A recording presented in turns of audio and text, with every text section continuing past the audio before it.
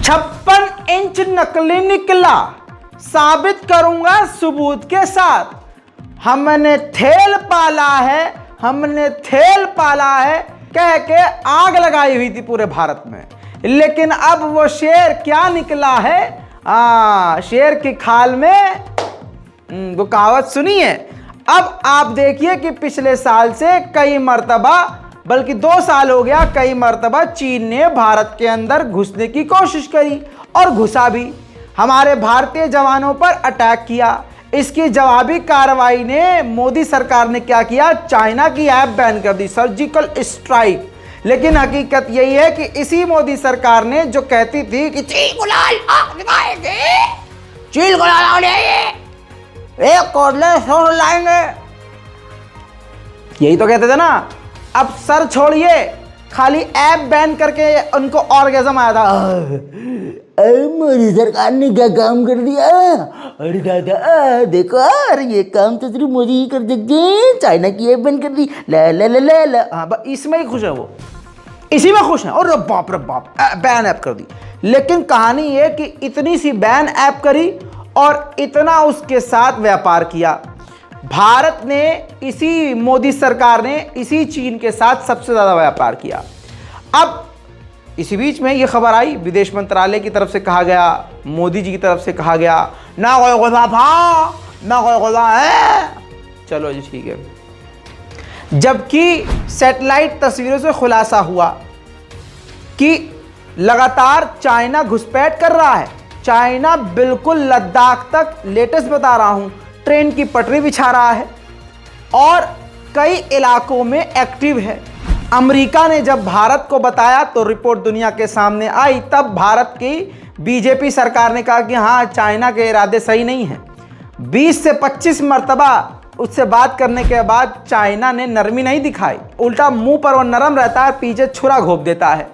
अब ये तो पहले से ही चीन का पता था कि चीन ऐसा ही है, लेकिन मोदी जी उस पर भरोसा करना चाह रहे थे, क्योंकि झूला ऐसा झूले थे मोदी जी उसके साथ, शी जिनपिंग के साथ, कि वो एक झूला सब पर भारी पड़ रहा है।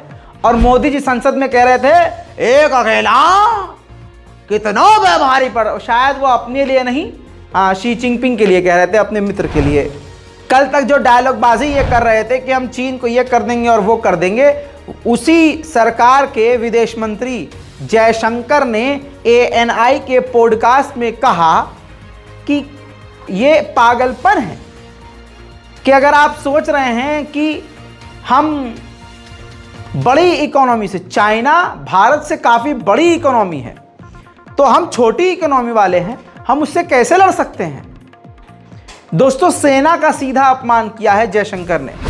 यह पूरा लंबा चौड़ा पॉडकास्ट है जिसमें कई जगह सेना का अपमान है और नेहरू और कांग्रेस को गिराने के चक्कर में ये भारतीय जनता पार्टी खुद कितना गिर रही है, ये पूरे पॉडकास्ट में नजर आ गया है।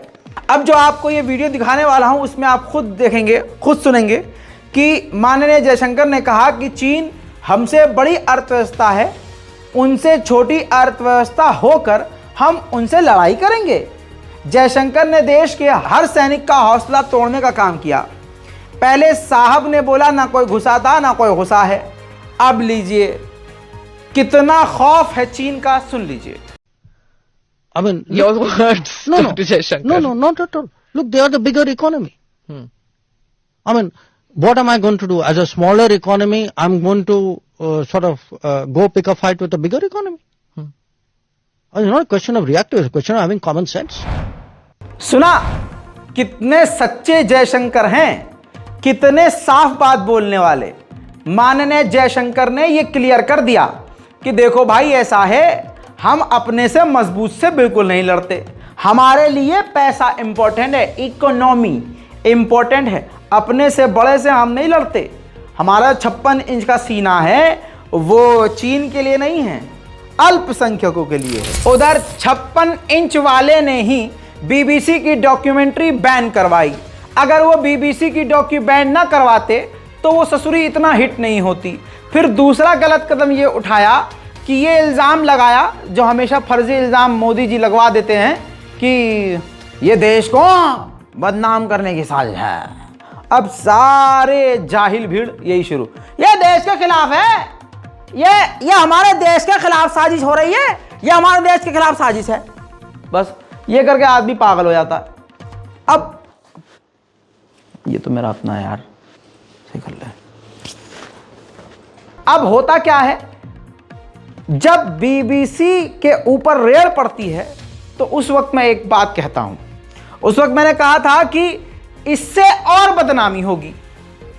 मोदी जी सोच रहे थे कि आईटी की रेड डलवा देंगे, इनकम टैक्स की रेड डलवा देंगे तो खेल ऐसा हो जाएगा, मतलब हाँ बिगड़ जाएगा, ब्रिटेन की बदनामी कर देंगे, बीबीसी को बैन करवा देंगे, ऐलान करवा देंगे, फलान करवा देंगे। उल्टा हो गया दोस्तों। ब्रिटेन की पार्लियामेंट में सवाल खड़ा हो गया, बहस का मुद्दा बन गया ये, जिसमें पार्टियों ने और सांसदों ने ये सवाल किया गवर्नमेंट से कि बीबीसी के ऊपर जो रेड डाली गई है उस पर आप भारत के दूतावास के जो नेता हैं उनको समन करोगे? क्या आप बीबीसी के साथ खड़े हो? इस पर आपको 100 की सीधी बता दूं, ब्रिटेन ने ऑफिशियली ऐलान किया है कि बीबीसी के साथ खड़े हैं हम, फ्री स्पीच के साथ हैं हम। और तो और आपको यह भी बता दूं कि वहां के सांसदों ने इसका मुद्दा बनाते हुए जवाब में भी ये कहा कि वैसे तो बीबीसी ने अपना खतरनाक और ज़बरदस्त स्टैंड लिया। चंद वीडियो आपके सामने सुनिए, ये देखिए, बीबीसी को बैन करने और बीबीसी के खिलाफ प्रोपेगेंडा चलाने की वजह से देखिए पूरे देश में कितना बज रहा है मोदी जी का। Respected broadcaster, rightly renowned for its high-quality, trustworthy reporting, it should be free to report and operate without intimidation. In a democracy with true media freedoms, criticism cannot be shut down unnecessarily, and freedom of expression must be protected at all costs. Last week's raids on the BBC in India are therefore deeply worrying, regardless of the official narrative as to why they took place. Madam Deputy Speaker, the BBC is a globally respected broadcaster, rightly renowned for its high-quality, trustworthy reporting. It should be free to report and operate without intimidation. Let's be very clear. This was a deliberate act of intimidation following the release of an unflattering documentary about the country's leader. Yep. Since its release, there's been a concerted effort to prevent the documentary screening in India. Takedown notices issued to Twitter and YouTube have resulted in an India-wide ban of the documentary on these platforms, and suppression of freedom of expression in media and with journalists. When students from universities across the country have tried to organise screenings of the documentary on university campuses, dozens have been arrested, while others faced internet blackouts with power cuts. In conclusion, can the Minister tell me and this House if the government intends to summon the Indian High Commissioner over this issue and raise it with his counterparts? सुन लिया? अब मजेदार post देखिए, Lallan top का है ये, देखिए बहुत बढ़िया लाइन लिखी है ना, हम बीबीसी के साथ खड़े हैं, ब्रिटिश सरकार ने कहा है। मैं आपको पहले ही बता चुका हूं। अब जरा सोच के देखिए, अब इससे भारत की ओए ओए अब ना करोगे बीबीसी का बायकॉट? हैं? बीबीसी का बायकॉट ना करोगे अब? क्यों? अभी जरा मूड पे नहीं आ रहा हूँ, ब्याह के बात करता हूँ। हाँ, मूड पी गया था तो दोस्तों आप समझ लीजिए कि जो बीबीसी का बायकॉट करते थे अब वो क्या करेंगे, क्योंकि ऋषि सुनक पे ताली बजाते थे, क्या रे ये तो हमारे मोदी जी का दोस्त है, ये तो भारतीय है। अब लो चाटो गू। डंका तो बहुत बज रहा है मोदी जी का, बहुत जबरदस्त तरीके से। आप सुन सुन के थक चुके होंगे कि मोदी का बहुत बढ़िया वाला बज रहा है। फ्रांस में भी बज रहा है, क्योंकि फ्रांस में कहा गया कि अरे इमैनुअल मैक्रोन तो दोस्त है मोदी जी के, बहुत बेहतरीन वाले भाई साहब, बहुत घंघोर मित्र हैं।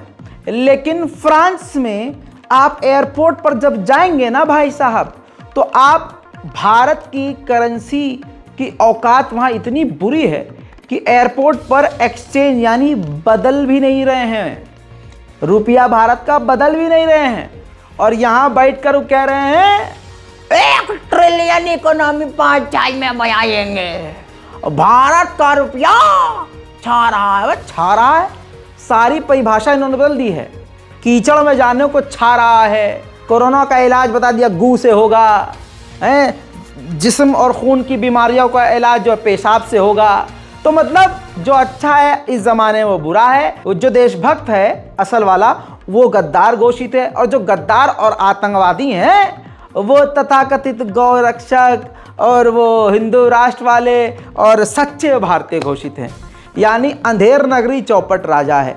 अब फ्रांस के एयरपोर्ट पर भारत की इकोनॉमी और भारत के रुपये की क्या वैल्यू है, कैसा भारत का अपमान हो रहा है और फ्रांस में मोदी जी का कितना बढ़िया बज रहा है, देखिए।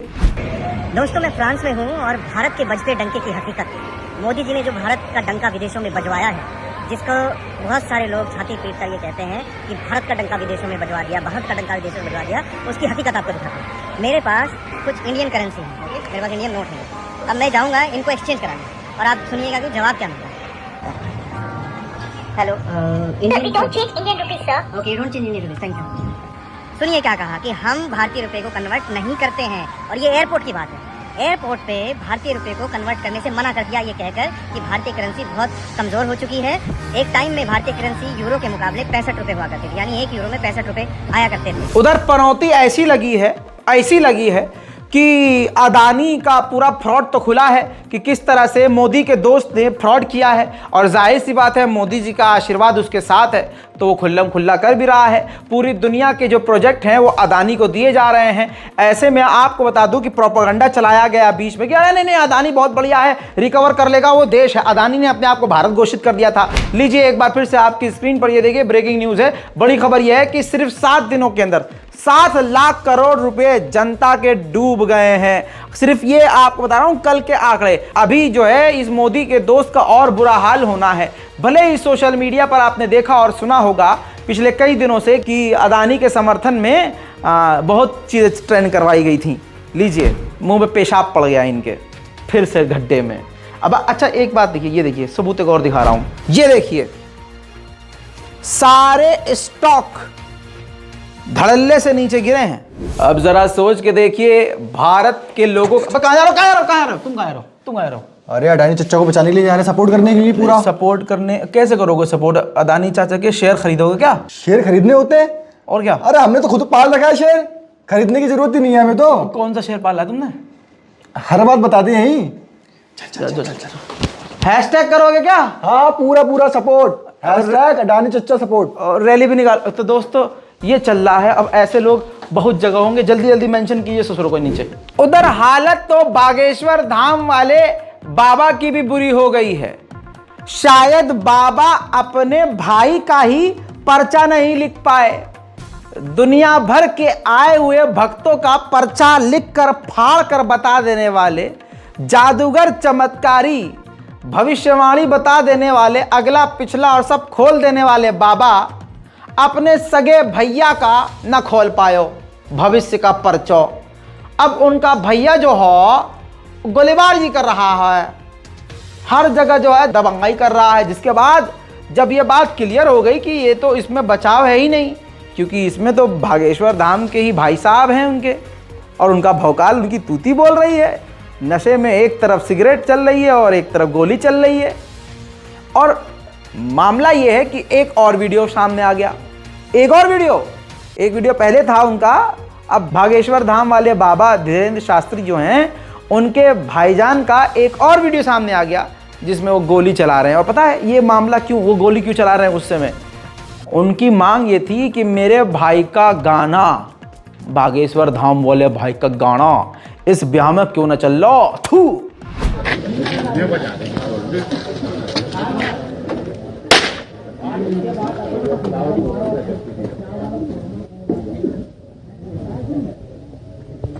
अब बागेश्वर धाम वाले बाबा बेवकूफ तो है नहीं, दिमाग तो है और बहुत ज्यादा दिमाग है। तुरंत बागेश्वर धाम वाले बाबा धीरेन्द्र शास्त्री जी मीडिया के सामने आए और वीडियो के जरिए उन्होंने अपने भाई से ही पत्ता साफ कर लिया और कह दिया कि मुझे मेरे भाई से ना जोड़ें। और गैर कानूनी बात करने वाले, संविधान की धज्जियां उड़ाकर देश को हिंदू राष्ट्र की बात करने वाले, लोगों को भड़काने वाले बाबा अचानक से संविधान की बात करते हुए नजर आ रहे हैं। 2 चीज आपको इनके इस बयान से समझ में आने वाली है। पहला ये कि जब खुद पर आती है तो ये खुद के सगे के नहीं होते हैं, पहली बात।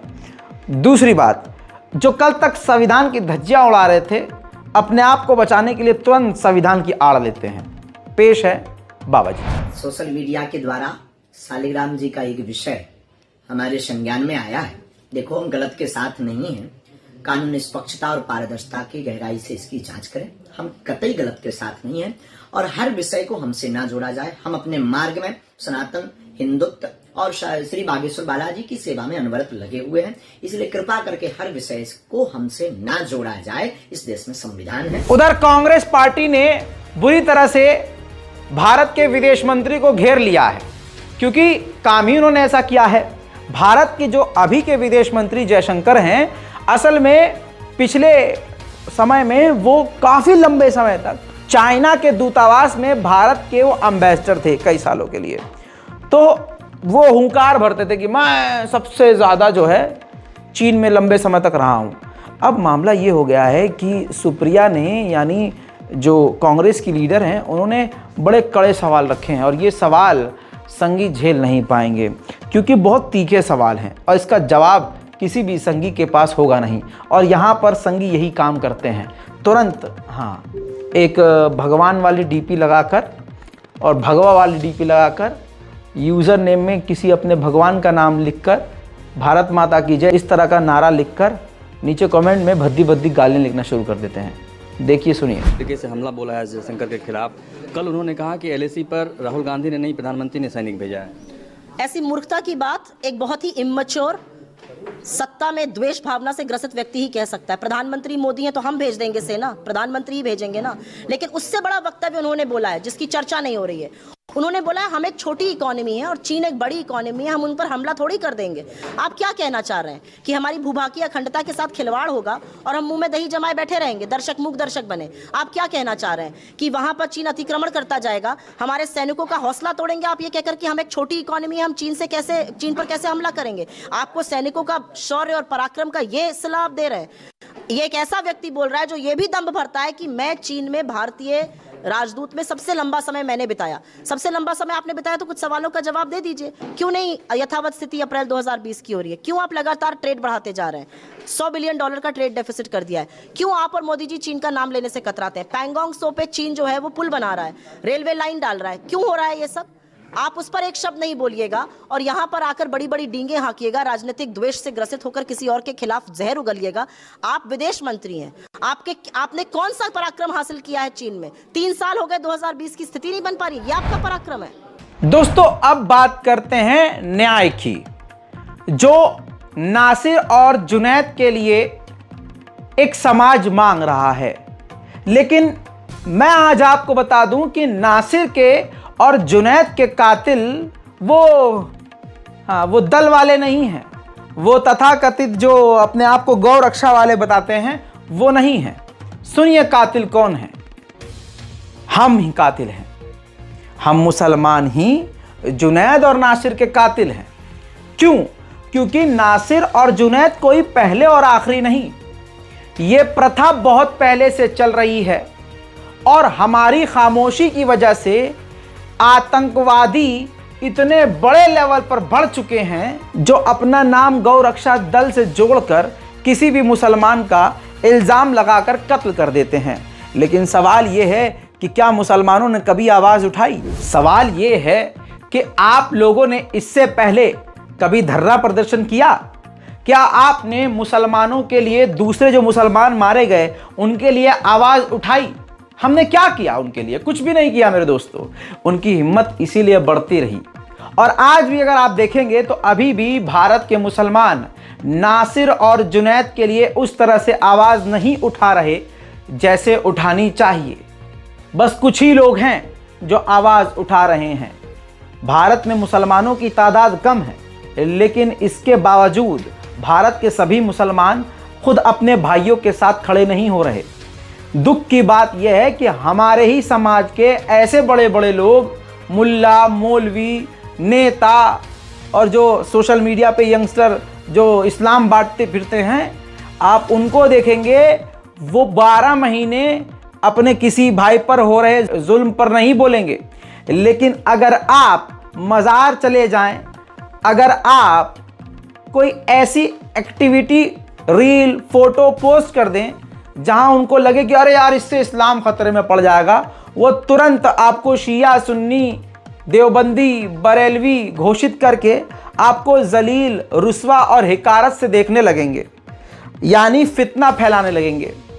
पिछवाड़े पर गोली चल रही है, जिंदा जला दिया जा रहा है और कातिल को बचाने के लिए रैलियां निकल रही हैं। लेकिन बेगैरत तथाकथित जो नकली मुसलमान हैं, जो कौम के टुकड़े टुकड़े कर रहे हैं, वो अभी भी यही सब चलने दे रहे हैं, अभी भी यही खेल रहे हैं शिया सुन्नी। मेरे दोस्तों, ये अफसोस का मुकाम है। सोचना चाहिए कि ऐसा ही रवैया हमारे भाइयों के कातिलों की हिम्मत बढ़ा रहा है। और फिर वो जवाब क्या देते हैं, अच्छा हुजूर पाक सल्लल्लाहु अलैहि वसल्लम ने कहा था 72 टुकड़े होंगे, कौम के 72 टुकड़े होंगे, 72 फिर क्या होंगे। तो मैं ये कहता हूं कि वो तो हुजूर पाक सल्लल्लाहु अलैहि वसल्लम ने कहा था और उतने टुकड़े हो चुके हैं।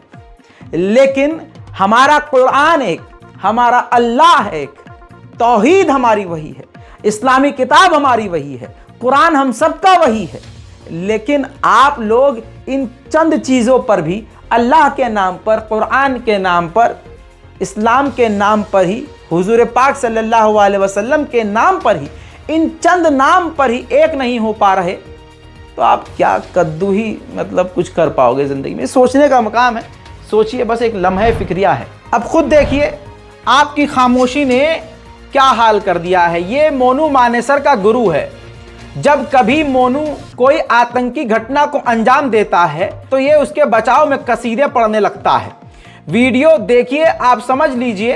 पुलिस को ये लोग अपनी जेब में रखते हैं, हथियार से लैस झुंड। थाने में इन ऑटोमेटिक हथियारों का लाइसेंस भी प्रशासन नहीं देती। ये थाने में हथियारों के साथ, ऑटोमेटिक हथियारों, लीथल हथियारों के साथ जो ये गुट घुसा है, आतंकी ग्रुप घुसा है, ये मोनू मानेसर के समर्थक हैं। गौ रक्षा दल वालों के बारे में मैंने आपको बताया था। अभी 2 रोज पहले ही, खुदा की कसम, रिपोर्ट भी मौजूद है और आप देखने वाले इस बात के गवाह हैं। मैंने कहा था ये जितने अलग अलग हिंदू संगठन हैं, मैं दोबारा से रिपीट करूंगा, आपको याद आएगा, जितने बजरंग दल, हिंदू सेना, राम सेना और ये सेना और वो दोना और वो आरएसएस और ये जितने भी संगठन हैं, ये सिर्फ नाम इनके अलग हैं, अंदर से काम इनके एक हैं, मुसलमानों का कत्लेआम। देखिए, अब बजरंग दल के गुंडों ने खुलकर मोनू मानेसर को हीरो घोषित कर दिया है और भड़काऊ भाषण देते हुए पुलिस को धमकी, कानून को धमकी दे डाली है। कहा है कि मोनू मानेसर जैसे बंदे के लिए हम जैसे हजारों सर कटवा सकते हैं। साथ में कई ऐसी बातें कही हैं जो गैर कानूनी हैं। लेकिन सुप्रीम कोर्ट के आदेश के बाद जो कहा गया है सुप्रीम कोर्ट के द्वारा कि एफआईआर के इंतजार के बिना पुलिस ऐसे हेट स्पीच पर तुरंत कार्रवाई करे, लेकिन कार्रवाई होगी नहीं। सुनिए, देखिए, खतरनाक चेहरा और आगे होने वाला क्या है, अल्लाह ही मालिक है। जो आदमी गाय के लिए अपना परिवार न्यौछावर करने के लिए तैयार है, वो आदमी किसी की जान ले लेगा क्या? पागल बना रहे हो क्या जनता को? सारी मीडिया लगा रखी है, यहाँ गेहूं में सल्फास डाल के 60 गाय मार दी है। थम जब कहा थे जिस देश में श्री कृष्ण को माना जाता हो, वह गाय क्यों कट रही है? और गोरक्षा दल की जरूरत क्यों पड़ रही है? भाई अगर गाय कटनी बंद हो जाए तो मोनू की जरूरत नहीं है। और भाई मोनू के साथ इंसाफी होती है तो हम सब मोनू है। मोनू क्रांतिकारी है और क्रांतिकारी बनने से पहले सबसे पहले मौत का डर निकालना पड़ा है। और भाई उसने मौत का डर काट रखा है। भगत सिंह मोनू वो है जो सबका नाथ गालते, इसलिए ऊपर राजनीति करी जा रही है। हमारी बहनों के सर काटते जाते जब कहाँ चले जाते हो, इसी जब बात क्यों नहीं उठाते? श्री कृष्ण के वंशज हैं भाई हम, और गाय ते महाकव है। और भाई अगर उन पे आ जाओगी ना तो 1000 नाड़ कटवाने के लिए भी तैयार है हम, समझ गए? तो भाई मोनू कर रहा अपनी मिट्टी का हक था। जिसने छाती पे गोली खाई हो वो किसी की जान ले लेगा क्या यार? 1000 जिंदगी कुर्बान है मोनू जैसे भाई के लिए, जो गाय के लिए दिन रात लगा पड़ा है, समझ गए? हर घर से मोनू है, हर घर से मोनू निकलेगा। जब वो अपनी जान हथेली पे धर के अपना माँ बाप बेटा भाऊ अपना पूरा गांव ने छोड़कर रात में जब वो लिखड़ा है, जब ये मीडिया कहाँ तस्करा अपनी, जब मीडिया कहाँ जावे रात में वो तस्करा पकड़े, उनका ना वेद हथियार रहे, गोली भी लगी ओढ़े, जब कहाँ गए तो मीडिया? जिस रात ये घटना हुई थी उस रात भी मोनू भाई हमारे साथ था और उसके बाद में उन्होंने जो सीसीटीवी कैमरा वगैरह दिया है सारे वो प्रोवाइड कर दिए हैं न्यूज वगैरह में। कि सनातन हिंदू धर्म में हर हिंदू का कर्तव्य है कि वो 2 चीजों का हमेशा मान सम्मान करे, गंगा मैया और गौमत। ये देख लिया, उधर नासिर के भाई अभी भी सारे प्रेशर और दबाव के बावजूद सड़क पर बैठकर धरना प्रदर्शन कर रहे हैं और न्याय की मांग कर रहे हैं। उन्होंने जो बात बोली है, अल्लाह की कसम खा के कहता हूं, बोलने के लिए जिगरा चाहिए। और अगर यही जिगरा हर मुसलमान के अंदर आ जाए तो बात ही क्या हो। नासिर के भाई ने क्लियर कट बात मोदी जी से कही है और ऐसी भारी भरकम बात शायद ही अब तक किसी ने बोली होगी। उनके पास वो इसलिए जाते हैं कि वो बड़े हैं और मालदार हैं, और हमारे पास इसलिए नहीं आते, न इसलिए कमेंट करते प्रधानमंत्री जी कि ये नासिर और जुनैद खान हैं और ये मेवात के रहने वाले हैं और उमर मोहम्मद हैं। इसलिए नहीं आते क्योंकि ये एक धर्म विशेष की तरफ नजर है लोगों की कहीं कि रहने दो, ये बक बक कर बंद हो जाएंगे, ऐसे शांत पड़ जाएंगे। लेकिन मैं प्रधानमंत्री जी महोदय से कहना चाहता हूं, अगर आपके अंदर इंसानियत बाकी है तो इससे बड़ी घटना कहीं नहीं हो सकती। जो आप खुलेआम शरण दे रहे हो आतंकवाद को, बजरंग दल को, इस संगठन को बैन करो, और तब तक ये संगठन बैन नहीं होगा तब तक हम संघर्ष करते रहेंगे और लड़ते रहेंगे, क्योंकि ये हमारे हक की लड़ाई। मुसलमानों के कत्लेआम को सही ठहराने के लिए और मुसलमानों के कातिलों को बचाने के लिए, खासकर मोनू मानेसर को बचाने के लिए अब हर जगह हिंदू संगठन महापंचायत कर रहे हैं। भिवानी हो, सोना हो या देश के कई हिस्से, हर जगह आतंकियों के समर्थन में मुसलमानों के कत्लेआम के लिए पूरी प्लानिंग के साथ नारेबाजी, बयानबाजी, हेट स्पीच शुरू हो चुकी है। आतंकवादियों और कातिल के समर्थन में अब खुलकर भारत में एक भीड़ सामने आ चुकी है और दुनिया ये देखेगी 100 साल बाद, 50 साल बाद ये इतिहास लिखा जाएगा और लोग इतिहास पढ़ेंगे कि जब मोदी सरकार थी तो ये सब कुछ हो रहा था। एक एक शब्द ध्यान से सुनिए, खुली चेतावनी है पुलिस को, प्रशासन को, और आगे ये मुसलमानों के साथ क्या करेंगे वो भी समझ में आ जाएगा।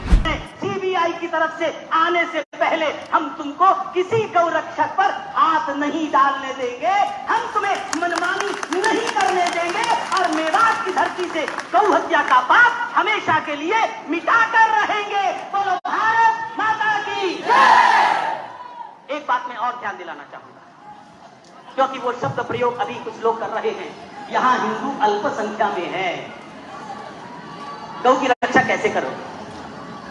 एक बार जरा मेवात के चारों तरफ निगाहें डाल लो। वाह गजब, ये चीज हिंदुओं की हत्या करके, गाय की हत्या करके जाओगे कहां? बच के नहीं जा सकते। बहुत सुंदर है।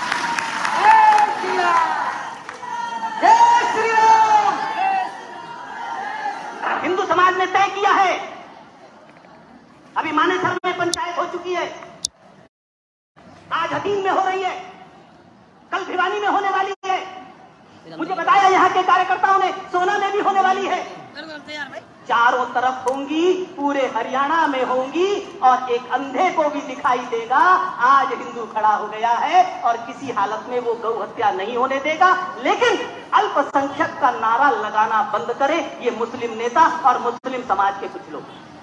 बहुत हो गया धमकी देने का टाइम, बहुत दिन से अत्याचार सह रहे, अब नहीं होगा। अल्पसंख्यक क्या कर सकता है गौ और बहन की रक्षा के लिए, ये शामली और मुजफ्फरनगर देख चुका है। शेर अल्पसंख्या में भी हो तो पूरे जंगल पर भारी पड़ता है।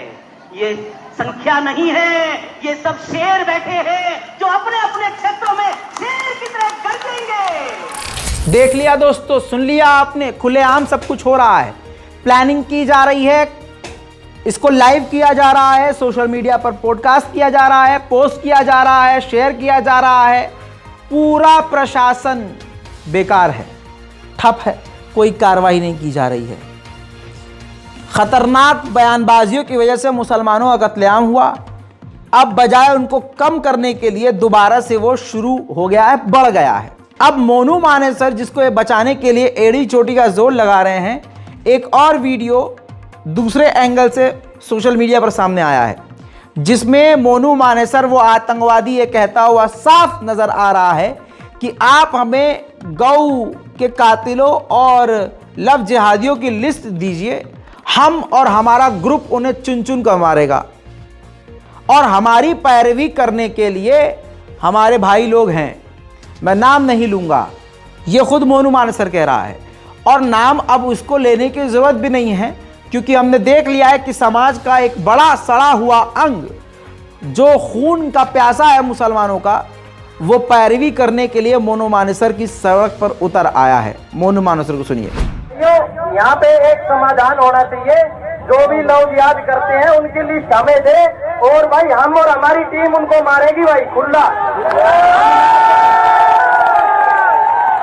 ना तो हम किसी केस से डरते हैं, क्योंकि अपने नाम तो मैं लेना चाहता नहीं, लेकिन अपने बड़े भाई यहाँ पे बैठे भी हैं, वो हमारी पैरवी फुल करेंगे, कोई दिक्कत नहीं है। और जो लोग अब मैं मुंबई में रहने वाले लोगों को, खासकर नावी मुंबई में रहने वाले लोगों को चेतावनी दे रहा हूं, वार्न कर रहा हूं। खासकर मुसलमानों को संभल के रहिए, अपनी मजबूती बना के रखिए, एक दूसरे का हाथ थाम के रखिए, क्योंकि अब ये तथाकथित हिंदू संगठन आपके खिलाफ खुलकर मैदान जंग में सामने आ चुके हैं। ये पोस्टर देखिए, ये मुंबई में लगा हुआ है, नावी मुंबई में होर्डिंग लगा हुआ है खुलेआम, हिंदू जन आक्रोश मोर्चा, लव जिहाद व लैंड जिहाद मुक्त नवी मुंबई, चलो ब्लू डायमंड चौक वाशी नावी मुंबई। रविवार को है ये दोस्तों, और आप समझ लीजिए इन्हीं सब का इस्तेमाल करके चिंगारी लगाकर और तुरंत उसमें आग लगाकर पूरे देश में क्या क्या किया जाएगा आप सोच भी नहीं सकते। बस मैं पूरे देश भर के मुसलमानों से, ईसाइयों से, दलितों से और जो माँ की पेट से हिंदू हैं, उन सच्चे भाइयों से हाथ जोड़कर कहूँगा, एक दूसरे का हाथ थाम के रखो, क्योंकि इस वक्त आतंकवाद खुलकर सड़क पर आ चुका है। अब मैं आपको अंतर बता दूं, अंतर बहुत साफ है। संजय दत्त जो एक मशहूर फिल्मी सितारे हैं, उनको हथियार रखने पर कांग्रेस प्रशासन में सजा हुई क्योंकि कानून सबके लिए एक था। दूसरी तरफ बजरंग दल का गुंडा आतंकी मोनू मानेसर है, जिसके ऊपर बीजेपी, आरएसएस, वीएचपी और बहुत सारे संगठनों का, खतरनाक संगठनों का हाथ है। ये खुलेआम हथियार रखता है और इसके लिए खतरनाक हथियार रखना आम बात है। अब आप समझ लीजिए कि फर्क कितना बड़ा है। इसी तरह से ये देखिए, ये इस देश के लोगों के लिए, इस देश की सरकार के लिए ओके है, जायज है, बहुत बढ़िया है। लेकिन नाजायज क्या है? ये नाजायज है। मदरसे में अगर बच्चे पढ़ रहे हैं तो वो गलत हैं, गलत शिक्षा ले रहे हैं। लेकिन हथियारों के साथ हिंदू संगठन बच्चों को क्या सिखा रहे हैं, और जो पिछले कई सालों से सिखाया गया है, अब वही भीड़ जो बचपन में हथियार चलाना सीख चुकी है, अब वो बड़ी हो गई है भीड़, और अब उनको मौका मिल चुका है कत्लेआम करने का, और वो सब रिजल्ट अब हम जमीन पर देख रहे हैं। मोनू मानेसर को बचाने के लिए किस तरह से प्रशासन और पूरी एक सरकार लगी हुई है कि बस बच जाए, मोनू मानेसर का नाम ना है। अब आपकी स्क्रीन पर ये देखिए, उन कातिलों के चेहरे सामने आ गए हैं। जुनैद नासिर हत्याकांड आरोपियों के चेहरे सामने हैं, लेकिन इसमें मोनू मानेसर नहीं है। राजस्थान पुलिस ने 8 लोगों की फोटो जारी की है। इनमें गौ रक्षा प्रमुख जो मेन है मोनू मानेसर, वो है ही नहीं। यानी किस तरह से खुद पुलिस प्रशासन मोनू मानेसर को बचा रहा है और वो बचाएंगे भी भाई साहब। मोनू मानेसर, डीसीपी, एसएचओ, वो अनुराग ठाकुर और हमारे माननीय गृह मंत्री, अरे कौन से आदमी के साथ वो मोनू मानेसर नहीं है? तो भाई पावरफुल बंदा तो है ही। अब जरा सोच के देखिए, कितनी बड़ी बात है कि मैं, जिसकी औकात कुछ नहीं है लेकिन दिल की बड़ी औकात है, हिम्मत है, मुझे इतना सा समझो या इतना सा समझो, लेकिन जो कर रहा हूं वो इतना है। अब मोनू मानेसर के समर्थक मुझे गोली मार दें, मेरी गर्दन काट दें, कुछ भी कर सकते हैं। दिल्ली से लेकर गुड़गांव, हरियाणा, लखनऊ, उत्तर प्रदेश में, पूरे देश भर में फैले हुए हैं ये। सोचिए, अगर मैं हिम्मत कर रहा हूं गलत को गलत बोलने की, तो आप भी गलत को गलत बोलने की हिम्मत कीजिए। दुनिया से इतना लगाव मत करो कि हक बोलना भूल जाओ। अब देखिए, 2 तरह के लोग हैं, बल्कि मैं अगर आपको सही समझाऊं तो 3 तरह के लोग हैं, 3 ग्रुप है। एक वो जो खुलकर मैदान जंग में मुसलमानों के खिलाफ आतंकियों के समर्थन में आ गए हैं, जिनमें ये पहली तस्वीर देखिए, ये मैं आपको स्क्रीनशॉट दिखा रहा हूं। सागर कुमार गोबर दर्शन का जो पत्रकार है, ये वही चैनल का पत्रकार है और ये वही चैनल है जो पूरे देश में खुले आम मुसलमानों के कत्ले आम का आह्वान करता है। ये वही चैनल है तथाकथित जो देश के लिए काम कर रहा है, लेकिन असल में इसके इरादे साफ हैं, मुसलमानों का कत्लेआम। इसने एक और वीडियो शेयर किया जिसमें इसने जो मोनू मानेसर के समर्थन में रैली निकाल रहे हैं गुंडे, उनको ये प्रमोट कर रहा है। लिखता है, देश में कोने कोने से आज गौ रक्षक भाई अपने गौ रक्षक भाइयों के समर्थन में मेवात में हुंकार भरी। जय गौ माता। जय गौ माता, जय गोपाला। गौरक्षा दल दिल्ली अपने काफिले के साथ निकल चुका है। मोनू मानेसर सपोर्ट श्रीकांत काफिला भाई।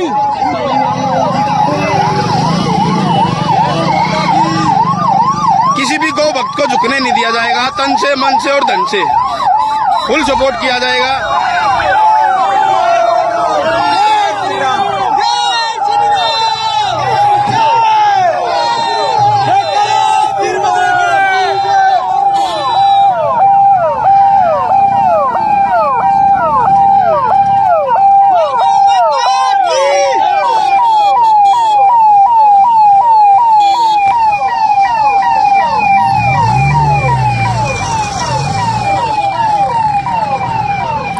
अब जरा सोच के देखिए, हमें मारा जा रहा है, हमारों को मारा जा रहा है। जो मार रहा है उसको खुलेआम बचाया जा रहा है। न्यायपालिका बेहोश है, सरकार खामोश है और इनको छोड़िए, मुसलमान मुर्दा है। हालात कितने खतरनाक हैं और गंभीर हैं आप सोच नहीं सकते।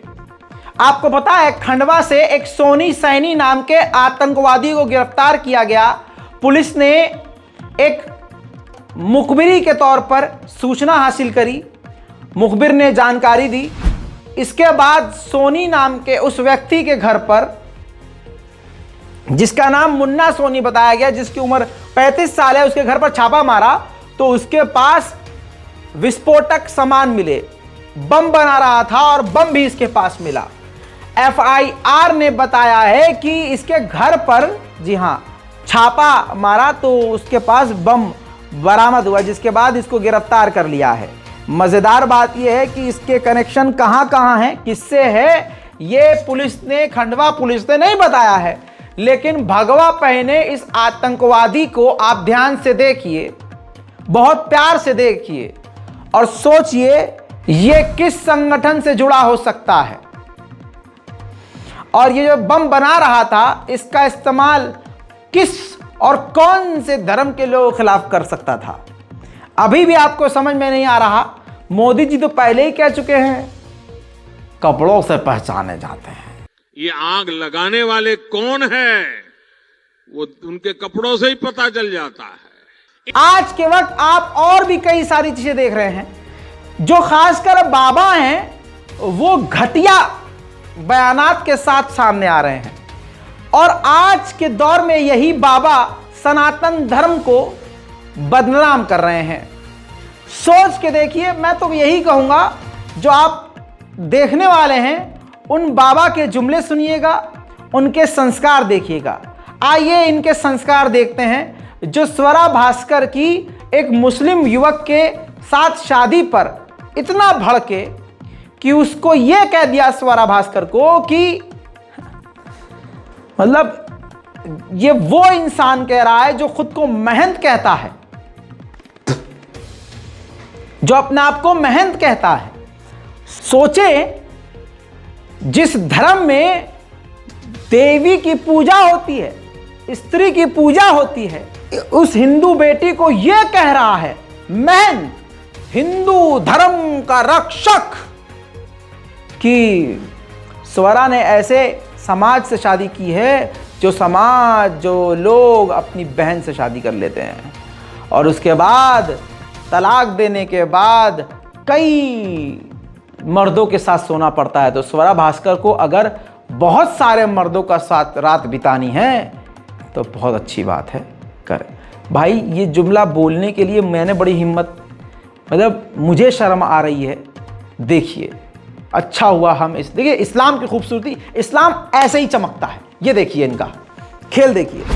स्वरा भास्कर शुद्ध रूप से भारत तेरे टुकड़े होंगे इंशाअल्लाह की बात करने वाली स्वरा भास्कर, जिसको 10 दिन पहले ट्वीट करती है कि मेरे भाई बहुत सुंदर, बहुत अच्छे, जल्दी से शादी कर लो किसी लड़की को देखकर, और स्वरा भास्कर उसी से शादी कर लेती है। लेकिन स्वरा भास्कर को भी कठिनाइयों का सामना करना पड़ेगा। मैं आपके चैनल के माध्यम से स्वरा भास्कर को अल्टीमेटम देना चाहता हूँ, इसलिए क्योंकि उस कौम में उन्होंने शादी किया जो कौम अपने बहन से ही शादी कर लेता है, उसके बाद तलाक करके कई मर्दों के साथ रात बितानी पड़ती है। अगर स्वरा भास्कर हजारों मर्दों के साथ रात बिताना चाहें तो उनको शादी मुबारक हो।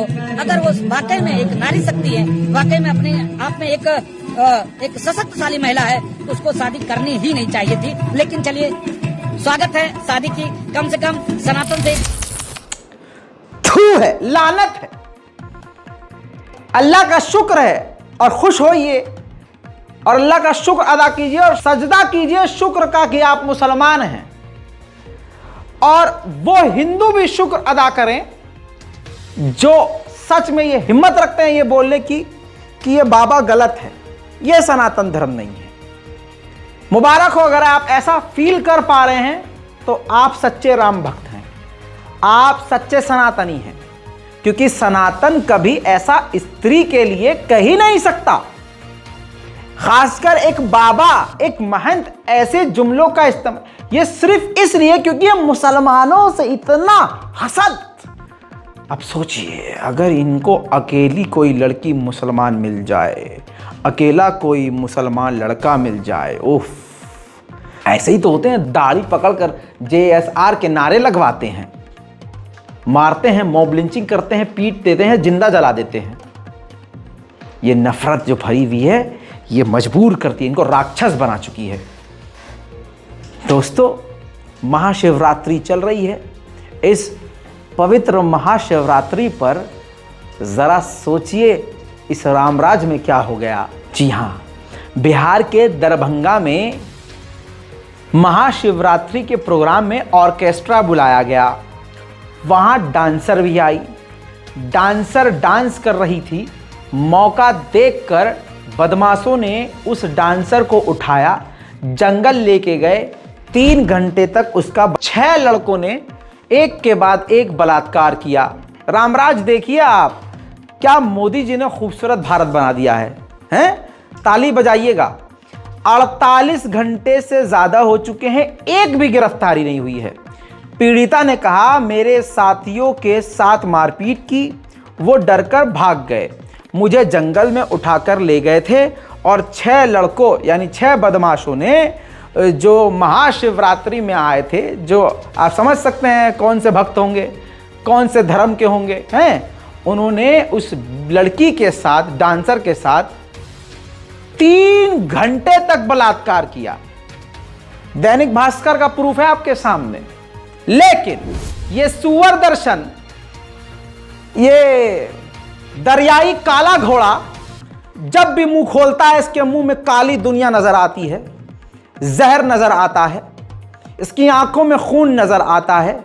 अब इस सुरेश चक्रवाणे से कोई पूछे, जरा बोल के दिखा इस पर, ये कौन से धर्म के लोग थे, ये कौन सा जिहाद था। महाशिवरात्रि में आई एक ऑर्केस्ट्रा डांसर जो लड़की थी, 6 लड़कों ने जो बलात्कार किया, वो किसके भक्त थे, वो कौन से धर्म के थे। अपना गंदा मुंह खोल और कुछ बोल के दिखा अगर औकात है तो इतनी। लेकिन यहां ये नहीं बोलेगा क्योंकि यहां मुसलमान एंगल ही नहीं है, और वो जो बेटी जिसका बलात्कार हुआ है उसका तो जायज़ है इसके हिसाब से, क्योंकि वो आई ही क्यों थी, और अगर हो भी गया बलात्कार तो अपनों ने तो किया है। ये तो ऐसा भी बयान दे सकता है कि भाई अपनों ने किया है तो क्या हो गया, और देश उसी तरफ आगे बढ़ रहा है। और मैं अपनी ज़बान से बड़ा डरता हूँ भाई, मैं जो कह देता हूँ वो 4 दिन बाद सच सा हो जाता है, मुझे तो खुद डर लगता है यार। हालांकि मैं अपने लिए अच्छा कहता हूँ कि मैं कल अंबानी बन जाऊँगा, तो ऐसा होता नहीं है, लेकिन क्या कहें, आगे बढ़ते हैं। अब आपको मुसलमानों के खिलाफ जो नफरत की इंतहा है, अगर अब नजर नहीं आई तो शायद कभी नजर नहीं आएगी, और शायद फिर आप अंधे हैं। मैंने अभी 8 दिन पहले ये कह दिया था कि मुसलमानों के खिलाफ आतंकवादी और तमाम खतरनाक चेहरे, जाने माने चेहरे खुलकर सामने आ गए हैं, जिनमें से एक विवेक अग्निहोत्री है जो देश में नफरत का मूत रहा है। फर्जी आवाज उसने खरीदा फर्जी नाम से, फैक्ट चेक हो गया जिसमें यह पता चला, देखिए बूम लाइव ने किया है और कई जगह से यह खबर क्रैक हो गई कि विवेक अग्निहोत्री ने जो क्लेम किया है ट्वीट करके कि द कश्मीर फाइल ने best film award Dada Saheb Phalke award 2023 जीत लिया है, ये कंफ्यूजन पैदा कर रहा है, ये झूठ है। उसी तरह का नाम इस्तेमाल करके ये एक झूठा अवार्ड, दूसरा अवार्ड बांटा गया। इसी तरह से ऑल्ट न्यूज़ ने भी कर दिया और ऑल्ट न्यूज़ से सबसे ज़्यादा तकलीफ है इन ससुरे को। अब देखिए, जो इसने विवेक अग्निहोत्री ने फेक ट्वीट किया था, झूठ किया था ट्वीट, जिसमें उसने एक वीडियो पोस्ट किया और कहा कि कश्मीर फाइल को बेस्ट फिल्म अवार्ड मिला है, दादा साहेब फाल्के अवार्ड। दोस्तों, उस पे देखिए नीचे मिसलीडिंग ट्विटर ने लगा दिया क्योंकि ये झूठ था। उसी नाम से एक दूसरा अवार्ड शो किया गया। दादा साहेब फाल्के के घर वालों का खुद ये कहना है कि उनके परिवार के सदस्य का नाम इस्तेमाल करके ये फर्जी अवार्ड बांटा जा रहा है, बल्कि खरीदा जा रहा है। दोस्तों, ये नंगा हो गया। नंगा होने के बाद देखिए विवेक अग्निहोत्री ने आग मूता। इसने लिखा fact checking is the biggest extortion mafia today, यानी इतना बौखला गया कि लिखता है कि सबसे ज्यादा षड्यंत्र यही है, एक्सटॉर्शन यही है, माफिया सबसे बड़ा यही है जो फैक्ट चेक करता है, और ये कंट्रोल करने वाले पागल, लुटेरे और आतंकवादी संगठन है। यानी जो इनका सच खोल दे, जो इनका पैजामा फाड़ दे, जो इनकी चड्डी नीचे घसीट दे, इनको समाज में इनके झूठ को नंगा कर दे, ये उसको आतंकी कहेंगे। और भाई मोदी जी ने बनाया ही ऐसा है, भारतीय जनता पार्टी का रूल ही यही है, झूठ को सच मानो, सच को झूठ मानो, और फरेबी को अच्छा मानो, पिचकू को 56 इंच मानो, ना कोई गुस्सा था ना कोई गुस्सा है ये मानो, भारत की इकोनॉमी 1 ट्रिलियन पहले से ही है ये मान लो, 5 साल का इंतजार क्यों करना, चाइना हमसे डरता है ये भी मान लो, अमेरिका हमारा गुलाम है ये भी मान लो, तालिबान हमारा गुलाम है, रशिया हमसे डरता है, सारी दुनिया डरती है, मोदी जी का भौकाल चलता है, मोदी जी दुनिया के सबसे बड़े प्रधानमंत्री हैं। बस यही चल रहा है देश में, ये मान लो, लेकिन सच नहीं बोल सकते, क्योंकि सच बोलोगे फैक्ट चेक हो जाएगा, दिक्कत हो जाएगी।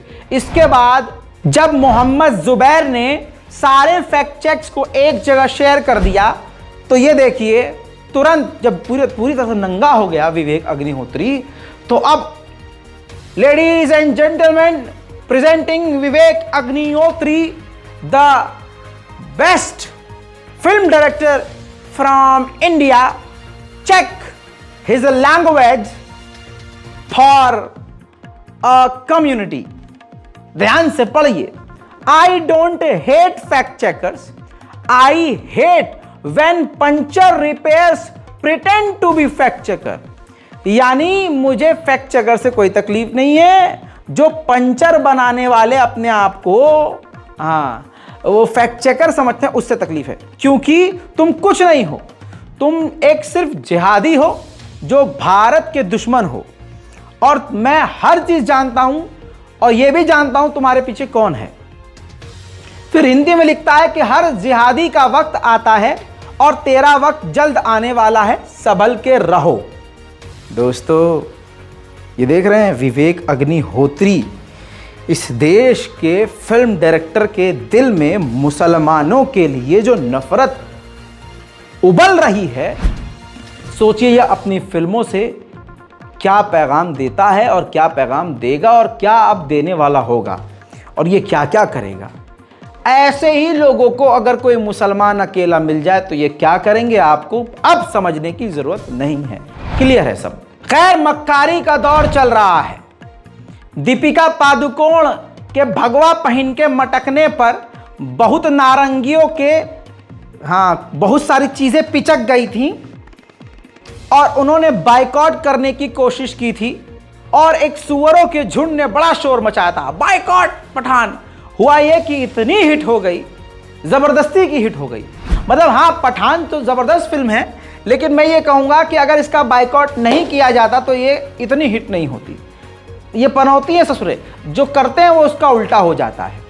मेरे दोस्तों, अब दीपिका के बाद सनी लियोन, ये देखिए सनी लियोन बीच पर भगवा पहन के फोटो शूट कराती हुई नजर आई हैं, लेकिन कोई भी गुखोर इसका बाइकआउट नहीं कर रहा है, क्योंकि सनी लियोन की फिल्में देख देख के अब तक ये जी रहे हैं, हाथों की लकीरें ससुरों की मिटे जा रही हैं।